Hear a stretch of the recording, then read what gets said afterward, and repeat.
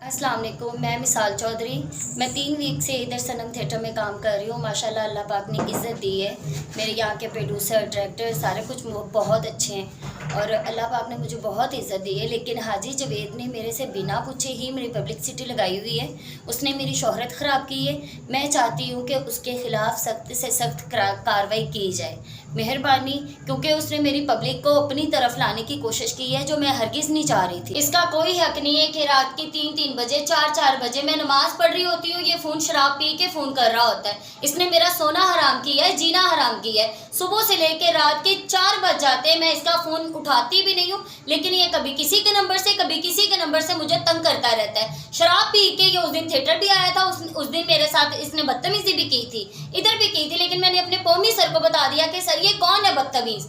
लेकिन मैं चाहती हूँ कि कानून मतलब इसके खिलाफ कार्रवाई की जाए। मेरी मेहरबानी, मैं अपील कर रही हूँ कि ऐसा ना करें कि मैं अपनी जान दे दूँ। हम फनकार हैं, हम अपने घर वालों की नहीं रख के आते, तो हमने लोगों की क्या रखनी है।